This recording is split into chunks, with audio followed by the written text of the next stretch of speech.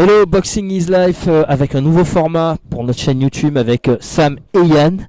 On va se retrouver assez souvent sur des longs formats comme on vous a proposé la première fois et puis sur des formats plus courts avec un peu de mauvaise humeur, du bon sens, mais que du positif, que des solutions. Avec des petits coups de gueule, mais toujours avec une solution derrière.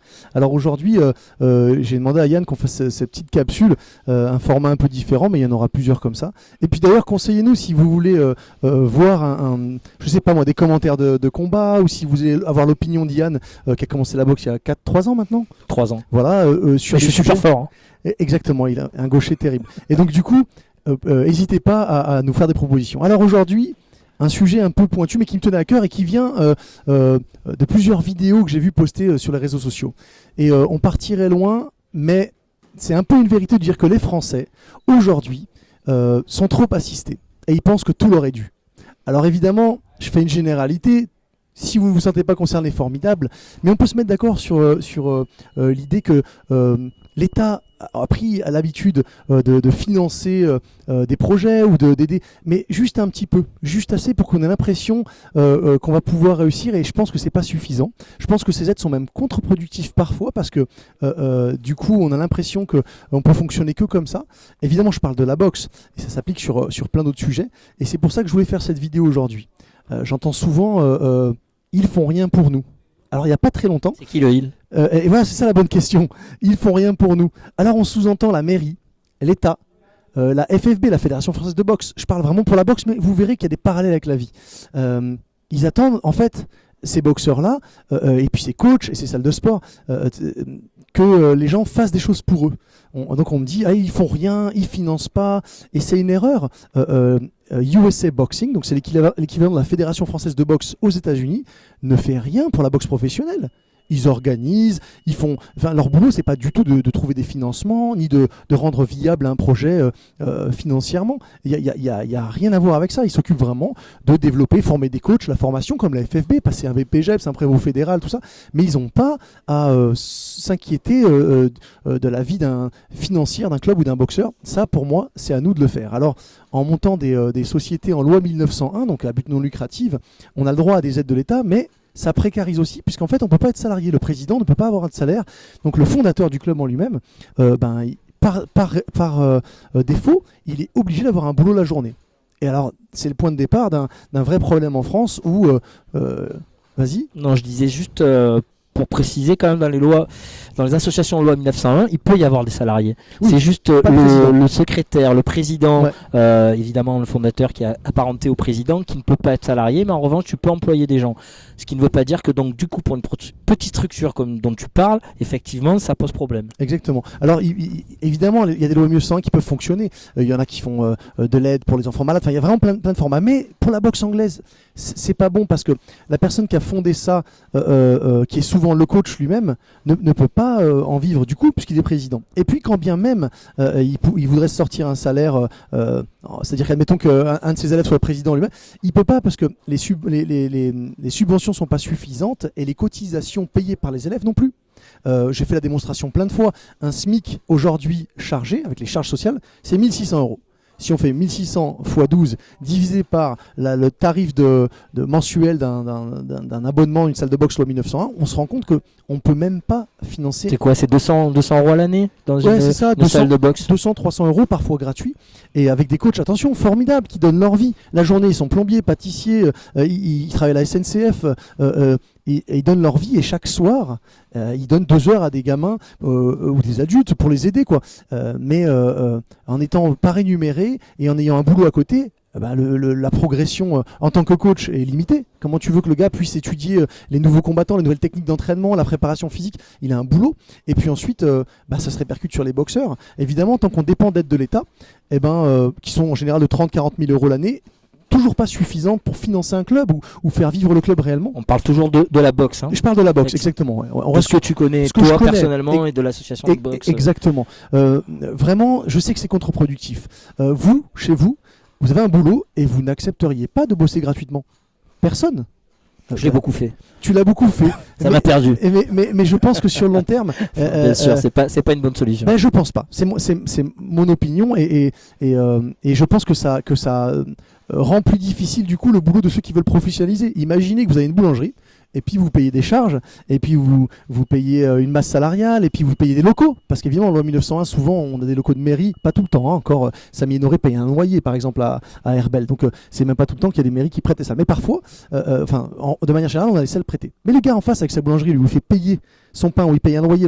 C'est la concurrence déloyale. Il se retrouve à faire un boulot professionnel avec des salles en face qui, eux, dépannent, quoi. Et donc c'est un peu ce qu'on vit aujourd'hui. Et même les salles en face peuvent pas évoluer. Elles peuvent pas acheter des nouveaux sacs de frappe, ou elles dépendent du bon vouloir d'une mairie, d'un groupe politique. Et des périodes d'élection, des périodes de bon vouloir, effectivement. C'est ça, quand l'élection arrive, on vient les voir en disant ce serait bien si le quartier votait, hein, et puis en échange on va vous mettre des sacs nouveaux. Alors ils ne tournent pas toujours comme ça, c'est plus malin. Il y a des promesses, une meilleure salle, un gymnase, des promesses qui ne sont jamais tenues. Alors c'est la faute à personne et à tout le monde. En tout cas, on peut se prendre en main et faire avancer les choses. On l'a démontré au Marseille Boxing Club, donc c'est le club de boxe dont je suis le co-gérant et cofondateur. Il est possible d'avoir un business viable dans la boxe et de faire vivre ses acteurs. Donc, que ce soit les boxeurs pros ou les coachs qui font partie de la salle. Mais pour ça, il faut payer le vrai coût des choses. Et c'est vrai que c'est supérieur aux 200-300 euros à l'année d'une salle qu'on connaît d'habitude. Sauf que finalement, tout le monde a moyen de payer un peu plus, c'est-à-dire un sushi en moins, les petites dépenses, la paire de baskets un peu trop chère, Si tu commences à rentrer dans les détails, on va vexer des gens et on va aller dans le dark. Non, chacun a ses petits chacun ses bêtises. Chacun ses bêtises, et donc il va falloir. Non, mais il faut sortir. Évidemment qu'il faut. Mais il y a des sacrifices qu'on doit faire quand on veut s'acheter quelque chose, et le sport doit en faire partie. Et pourtant, c'est pas le cas. C'est-à-dire que si quelqu'un veut faire un voyage aujourd'hui, il va mettre de côté mais pour le sport, c'est pas encore le cas, et on aimerait changer ça. Et on pense qu'aujourd'hui, en tout cas moi je pense qu'aujourd'hui, une entreprise qui n'est pas viable sans subvention n'a pas lieu d'être. Je pense que les subventions d'État vont être arrêtées, de toute façon elles sont réduites. Toi dans la musique tu as connu ça, les subventions. On est un peu sur le même effectivement sur le même parallèle, c'est-à-dire qu'il y a beaucoup d'associations.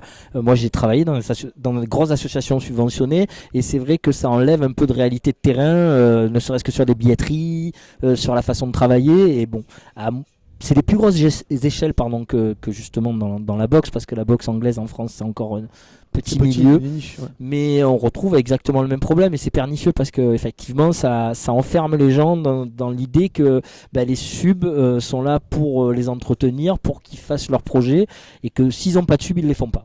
Bien sûr, ouais, c'est ça. Ça rend dépendant. Et puis du coup. Mais je suis assez mal placé quand même pour en parler, parce que j'en ai beaucoup profité dans le milieu.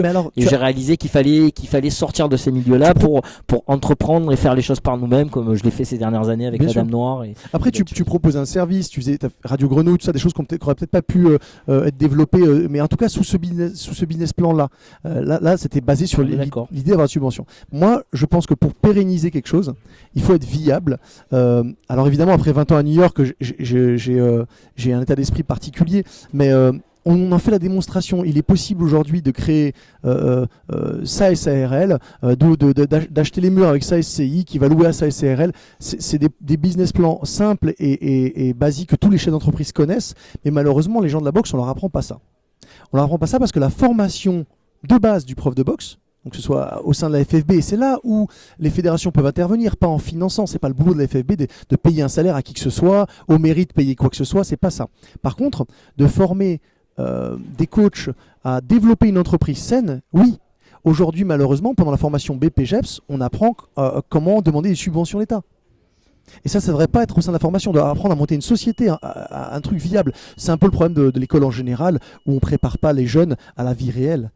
Et ils arrivent sur le milieu du travail et puis ils se rendent compte qu'il y a vraiment plein de choses. Ceux qui n'ont pas travaillé pendant leur scolarité. C'est ça. Parce qu'il y en a qui ont le sens de la vie réelle en ayant travaillé à l'été, en se rendant compte que ramasser des pommes c'est compliqué. Oui, c'est ça, avoir des petits boulots. Mais on a perdu un peu ce truc du petit boulot. On revient à les gens sont assistés. Et je vois ça chez la jeunesse aussi aujourd'hui. On voit des jeunes qui viennent et puis tout leur est dû. Il y a un petit côté où vraiment on a pris l'habitude d'être assisté en permanence et d'avoir quelqu'un qui fait les choses pour nous. Aujourd'hui, quand on a 18 ans, 17 ans en France, c'est pas facile pour un jeune d'oser aller vers un patron, faire un rendez-vous. On se tourne directement vers une tierce personne, un adulte qui ferait la transition, alors qu'il y a quelques années de ça, c'était pas le cas. On était des adultes plutôt plus vite, j'ai l'impression. En tout cas, pour ce qui est de la boxe, je pense vraiment qu'il faut changer ce système-là, qu'il faut augmenter les cotisations, arrêter de dépendre de l'État et des décisions qu'ils peuvent prendre. Il faut valoriser le travail des gens aussi, comme tu parlais des coachs qui donnent du temps le soir, ils devraient être rémunérés chaque semaine pour le temps qu'ils ont donné, parce que c'est aussi former des gens et ça les motive aussi à eux pour développer leur salle de sport, pour responsabiliser tout le monde effectivement. Et pour ça, il faut qu'eux se prennent en main. Il faut plus attendre après personne. Personne va venir vous aider. On entendait un grand... Eh non. Voilà, personne ne viendra vous aider. C'est vrai, il faut se débrouiller. Et ils n'ont pas à vous aider. Rien ne nous est dû. Il n'y a personne qui nous doit rien dans la vie. On est foutus. Non, pas du tout. On va se prendre en main.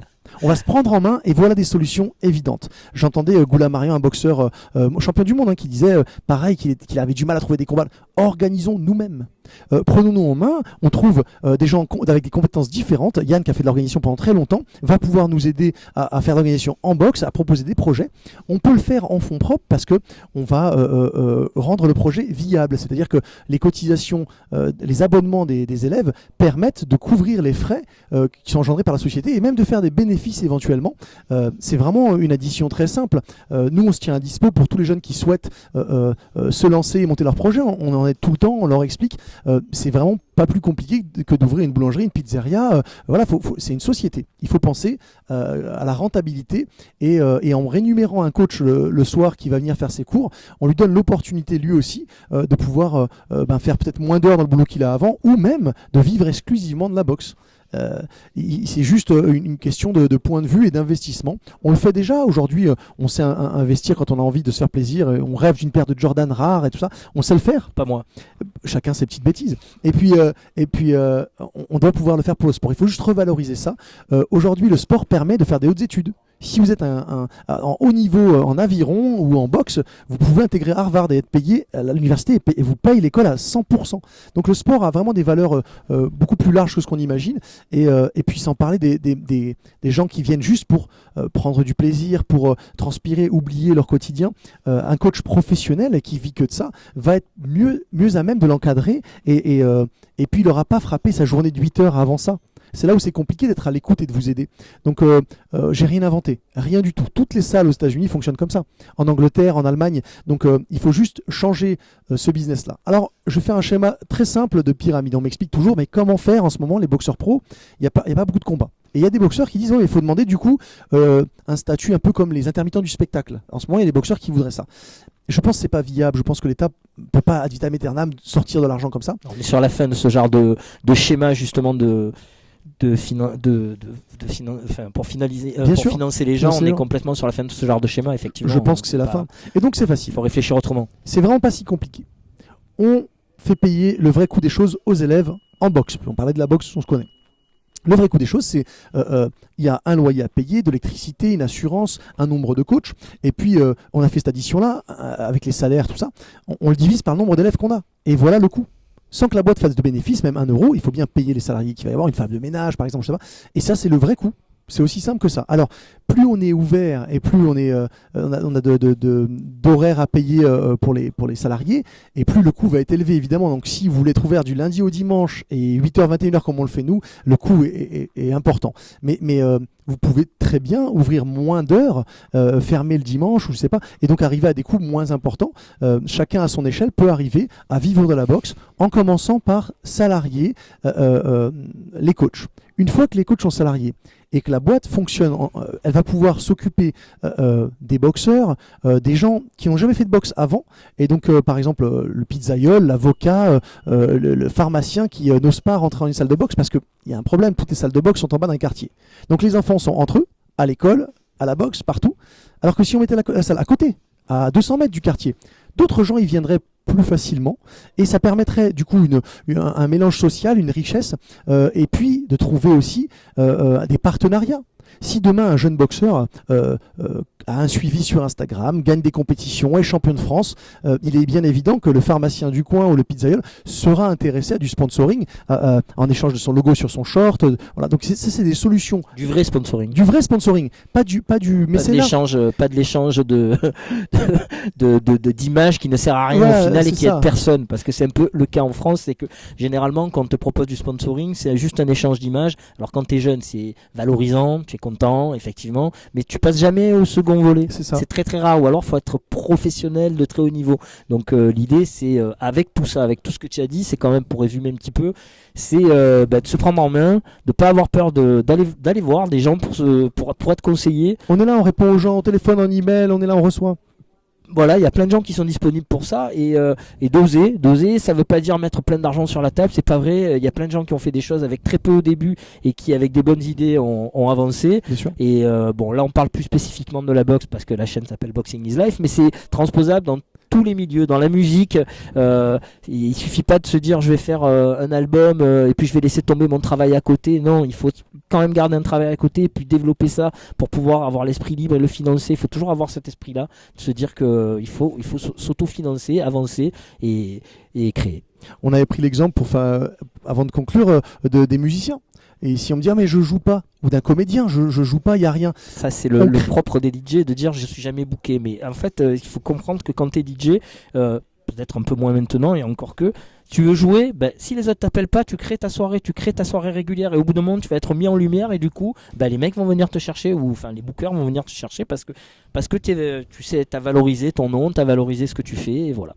Donc soyez créatifs, positifs, entourez-vous de gens positifs qui vont de l'avant, et on vous jure que tout est viable, tous les projets vont fonctionner, on le fait avec passion. Il y aura beaucoup de problèmes. Hein.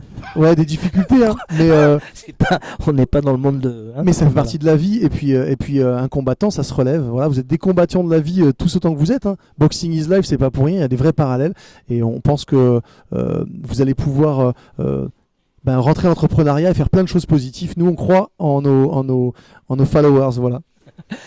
Voilà, c'était la deuxième forme qu'on voudrait développer dans Boxing is Life. On va le faire assez régulièrement. En plus des gros invités qu'on va avoir, il y a du lourd qui arrive sur Boxing is Life. Toujours enregistré au Marseille Boxing Club dans des conditions de direct. Il n'y a pas de montage, on sache.